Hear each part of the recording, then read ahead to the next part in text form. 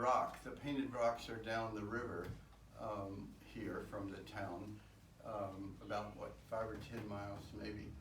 And that year, according to some archaeologists and others, geologists, those hieroglyphics were put on those rocks. They're still there. You can see them if you know where to look. And we're trying to get them restored so that people know more about them.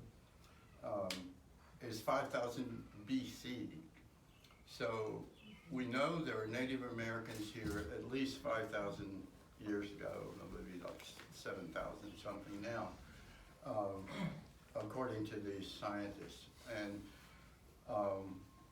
there were later Cherokees, but in the earlier days there were pre-Cherokee tribes here. We don't know a whole lot about them, but we know more about the Cherokees.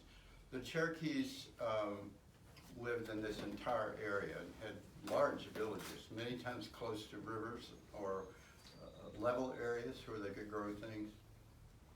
And they had here, down near the Warm Springs Spa, some kind of a medicine village, a very small, temporary kind of place that people would come to because they knew the waters and regarded them as being healing. And when later years, when that area was being renovated and changed by Europeans who came a little later, I'll talk about that in a minute, they excavated the one big spring hole where the waters came up, and they found all kinds of interesting things from far away. They found jade objects that could have come from Mexico or New Mexico area, our southwest. They found stone implements, arrowheads and knives and tomahawk heads, that sort of thing, that were made of some kind of black stone that only comes from the Great Lakes era.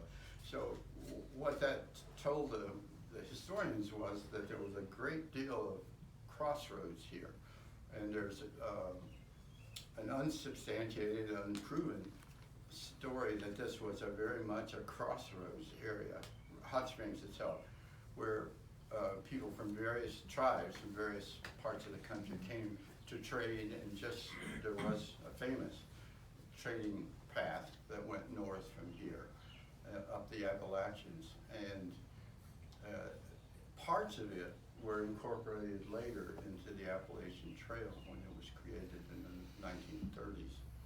So the next incident was in the early 1500s, and this isn't totally substantiated historically, but there's a theory based on certain things, which I'll mention. Hernando de Soto was the first Spanish explorer that came into what is now western North Carolina, Tennessee, Georgia, looking for gold, as most of those guys were back then. And most of the Indian tribes, including the Cherokees, tried to get rid of them because they knew they were bad news. And so they would say, yes, there's a city where there's lots of gold, and it's just further away. But he traveled not exclusively, but mostly on the rivers. So there is one historical theory that he came through what's now the Asheville area and got on the French Broad somewhere, and then came down along the French Broad because there was an Indian trading path along the river. And one of his chroniclers, a Jesuit priest or something who was recording everything they did, mentioned beside the river these painted rocks. And so that's the first actual mention in European lit of paint rock, which has always been associated closely with hot springs. So that was probably the first European to come through what is now Hot Springs and this area. There's another theory that they were further south, but neither one is completely confirmed. The next probably significant thing was around 1778, when some white English European traders were trying to trade with the Cherokee, and they got their horses stolen. And so they started chasing the Cherokees from the area that now might be called Asheville, General Asheville area. And they came on up this way, and with their horses crossed the French Broad River. And as they were crossing, to their surprise, they ran into these warm currents of water in the middle of the river. And they knew that they were familiar with the idea of warm springs from the European history. And so they came on over and found the big spring, which is where it is now. And went and told everybody, and then maybe they took a bath there, we don't know for sure. But the Cherokees, by that time, were beginning to move west and south and leave this area because of pressure of white settlers. They also named the river. People have all kinds of theories about what that name refers to, but it doesn't refer to what a lot of people like to think it is. It wasn't a French broad that it was named after. It was named because the French claimed everything that was drained by the Mississippi River, the Mississippi drainage, which we call the Midwest now probably. And this, this is drained, our river runs west and goes eventually into the Mississippi. And there are people every year almost who canoe or raft from Asheville or here or Marshall to try to get all the way down to Mississippi, usually Eagle Scouts or something like that, but it's been done. It takes all summer or maybe even longer.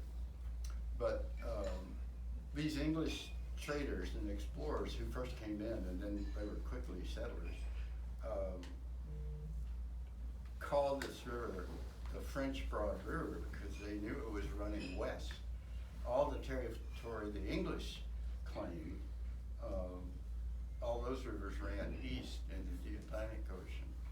And so they knew they weren't even supposed to be here because the King of England didn't climb this area. And the Continental Divide was the border, the agreed on border between England and France. And the English people were supposed to stay on the eastern side of the seaboard, and the French were, of course, settling, populating, exploring this huge Mississippi Valley, which eventually became part of our country. But that's where the name came from. There was an English broad, still is. It runs east into northern South Carolina, across South Carolina, and then to Charleston eventually. So that's where the name comes from. Let's see what my next page is. I lost it. So the English traders by 1780 had set up here a small, I guess you could call it an inn. It was almost just a place to stay, like a shelter and so forth. But people were beginning to come to take the healing waters of the town. And that really is the reason we're here. None of us would be here if it weren't for the hot mineral springs. They're the only ones that are easily available to get into on the East Coast now. There are others, there's some in Virginia, as you may know. And there are lots of cold springs in New England, but we're the only warm springs. And got renamed in the 1880s as hot springs because they discovered some warmer things. And of course, Pete knows all about the hot springs because they had some on their property. And so the area very slowly started getting populated by settlers, and most of the early settlements in Hot Springs were downriver along what we call the River Road, going toward Painted Rock. In 1828, there was a big change here. The Asheville-Buncombe Turnpike was inaugurated. It was a road which for that time was virtually a turnpike. A turnpike was like an interstate then, that they worked on for like 10 years. And it connected what was then the lower Midwest, Tennessee, East Tennessee, and Kentucky, which was getting thoroughly settled by that time with farmers, and to Charleston, South Carolina. The road went to Asheville from Greenville, and then it went on across South Carolina to Charleston. and was a major transit route for people heading west to settle the Southwest, the Midwest, Texas, and all of that. But it was also a huge trading road, and farmers sold, chickens, eggs, pigs, all kinds of farm produce to the eastern cities using the Asheville-Boncombe Turnpike. And one of the things it did was it made Asheville, up until that time, Asheville and Hot Springs were almost the same size. And Hot Springs are technically older than her. But then Asheville blossomed as a commercial center because of that turnpike ran right through the middle of the city. The turnpike, we have a historical marker about it in town. It ran up and down the river. Later, when the railroad came in the 1880s, the tracks of the railroad were pretty much put right where the old turnpike was. And it was lots of places, it was, I think the word's corded or something. It had logs put next to each other so that their carriages wouldn't get stuck, which was a pretty common thing back then. But it's known as the drovers era because they had these huge herds of pigs and chickens and turkeys and all kinds of things. And they would drive them along this turnpike all the way, well, Asheville was one of the first stops, but down into South Carolina, to Columbia, and then eventually to Charleston, where they maybe were shipped if not sold in that general era. And the drovers stopped at these drover stations, which were all along the road, about every 10 to 12 miles out of the day's movement with your huge herd of whatever it was, cattle or horses or pigs. And they could stop there and get shelter and food for themselves and for their animals. And there were several of these drover stations up and down the French Broad River all the way up to Asheville. And there was a big one here in Hot Springs, and it made Hot Springs grow and get more known. So by 1837, a guy named James Patton, who was working around here, is well known for one of the main streets of Asheville, Scott Patton Avenue. He was also a Confederate colonel later on. But he bought the area where the Hot Springs Hotel is now and built a very large hotel there. It was called the Hot Springs Hotel, the Warm Springs Hotel then. 350 rooms it had, which was a pretty big place. And it also had all kinds of recreational facilities. And it inaugurated what's called the resort period here in Hot Springs. It became really well known all up and down the East Coast, particularly in the Southeast, as a place you could go in the summer to get away from the heat and away from mosquitoes. We still have mosquitoes now, but I guess they're not as bad as Charleston or someplace like that.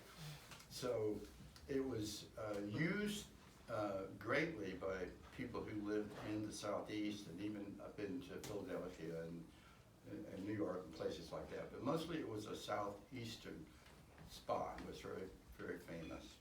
And a lot of famous people, including like Jefferson Davis and other people became well known later on, closer to the time of the Civil War.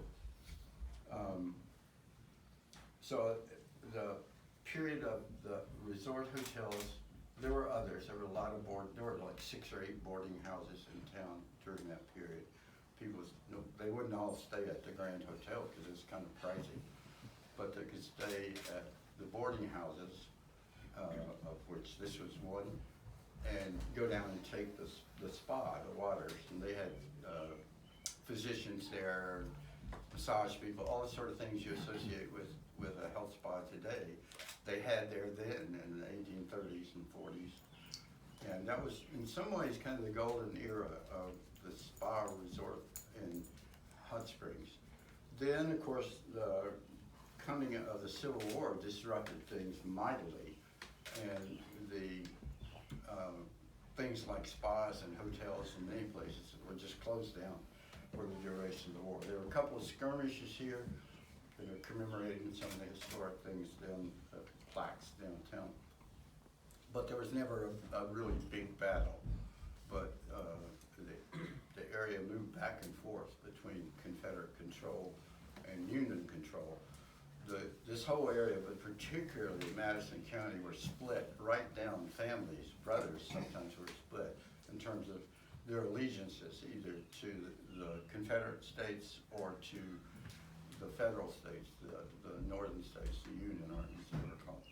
And so probably from everything I've read, about half of the men who served in the Confederate Army, and about half of them served in the Union armies. But it was in many ways just a border area. There was a lot of conflict, family against family. There were some serious military situations here, a massacre called the Shelton Laurel Massacre, in which some civilians were killed by a Confederate regiment from Marshall. That to this day, if your ancestors were involved in that and were pro-union, you will vote Republican, no matter what your feelings are, your values. Granddaddy was a Republican, great-granddaddy, because Lincoln won the war. I've heard that more than once. And then a lot of people are staunch Democrats, called them Red Dog Democrats, because their great-granddaddy fought with the Confederacy. So it had a real impact on the area here, but it in many ways brought to an end the SPA, because it just wasn't working for 5 or 6 years. It was sold a couple of times to a thing called the Northern Improvement Company, which were a bunch of Northerners that had a lot of money and were investing in the South. And they tried to get it going, but it didn't go very well. So finally it reverted back to the original owners, a family named Rumbo, very famous dynasty here in this town, who owned and ran the town almost for a period of about 50 years. Well, they got it going again, and it was moderately successful. So sorry, I need to step out for Sure. I'm really sorry. It's okay. It was moderately successful, but never on the grand scale that it was for the rest of the 19th century. The next big thing that happened in terms of our town was the First World War. The First World War also had a tremendous effect on what was happening here. The SPA closed down again, and the Rumbo family rented it to the federal government as a prisoner of war camp.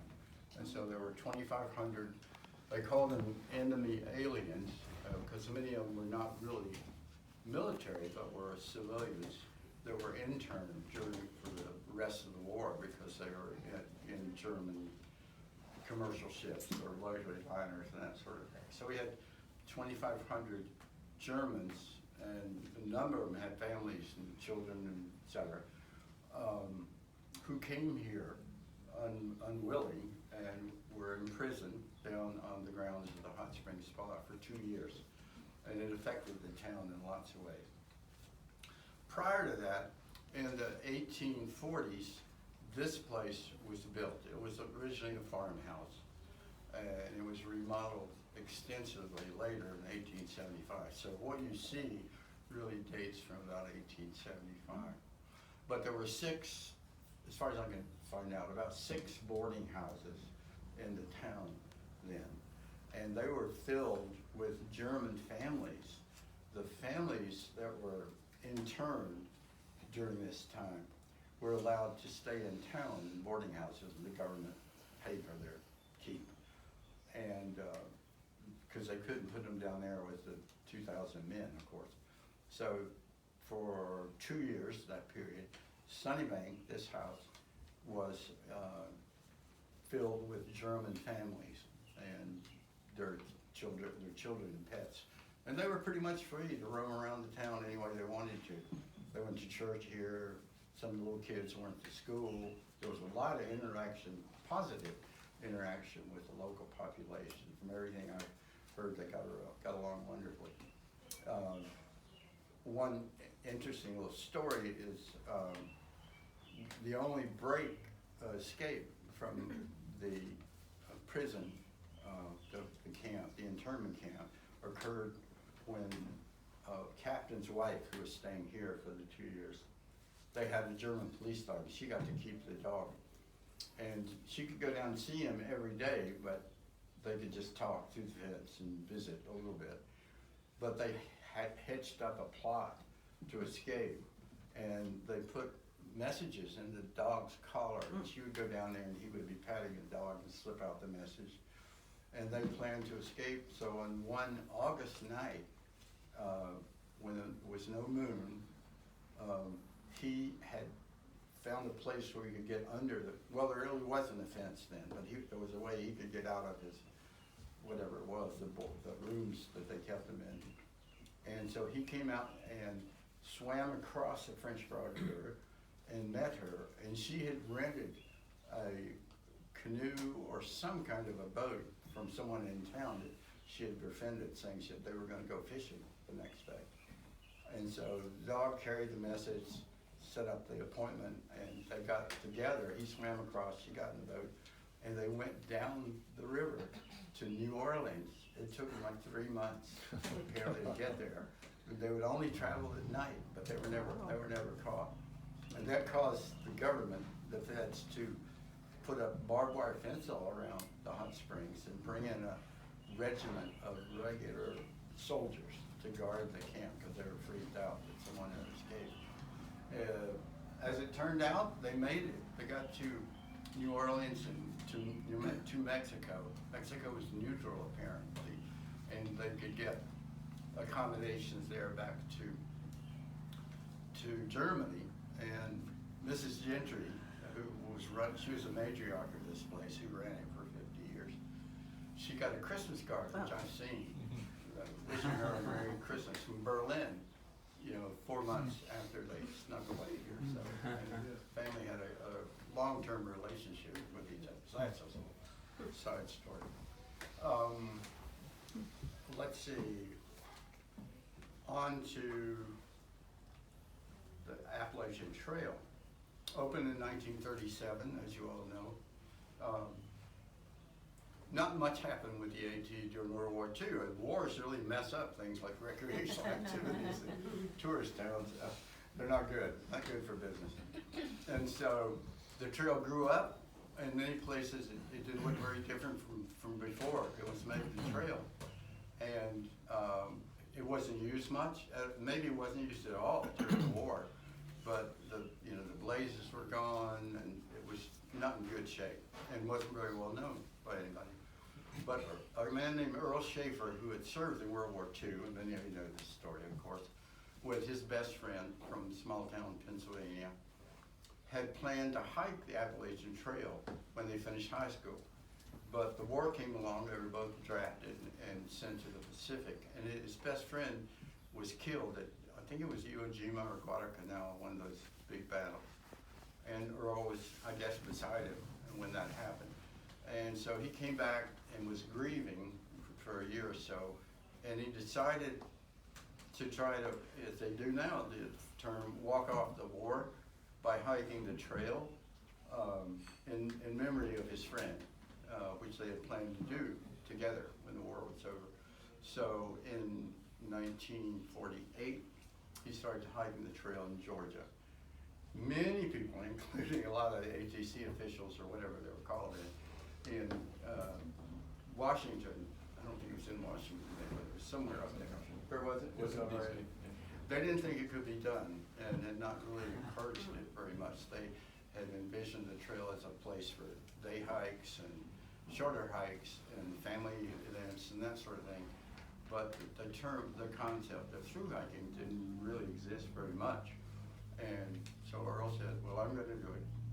And he did it. He stayed here in 1948. We have a room upstairs called the Earl Schaefer Room with his picture and a plaque in it. And this town has the only plaque, a memorial brass plaque in front of the Welcome Center. You can see it as you go down there later today. Honoring what he did, because he basically was a pioneer for all through hiking in that way. And he was covered more than most people thought it would be by the media. So all of a sudden, people started hearing about through hiking.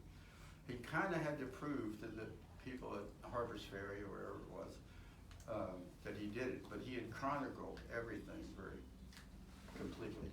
There are some other people who claim that they hiked it earlier, Boy Scouts or something, but I don't think they've ever been verified very much. But Earl stayed here then, and then came back again when he was 80 years old, hiking his 50th anniversary hike. That was in 1998, and I got to meet him then. It's one of the great experiences of my life, I guess, and somebody's visiting with him, hosting him here. But anyway, after that trailblazing experience, hundreds and then thousands of other hikers had hiked the trail. So much so now it's a problem. I mean, in some ways, it has so many people hiking the trail. You have these bubbles that come through and practically kill the little town like this. Hot Springs is the only town in North Carolina that the trail runs right down the main street of the town. It's just right down here, bottom of our yard. And it's marked with marble HE things that the town put in about 20 years ago. And it's always been a good relationship. I hiked part of the trail in 1976, and I remember the friendliness of this town, and came back here and settled down because of that. And a lot of people, a huge number of people in the town are former through hikers. Several of the businesses were started or are run by former hikers. So there's been that kind of personal interaction with the town. This past year, it was voted the best or the friendliest town on the trail by some organization that's starting on yet another guidebook to the trail. And so that was nice. We appreciate that. We were voted that way by hikers themselves in 2018. So it's been a long and great reputation. Hikers use the library facilities, and there's so many other things here that are oriented toward hikers and the trail. So I think we have a great relationship, and I hope it gets even better. But I hope if you can slow down the numbers of people hiking, I think that would be helpful for everybody. Morning, we're on. More than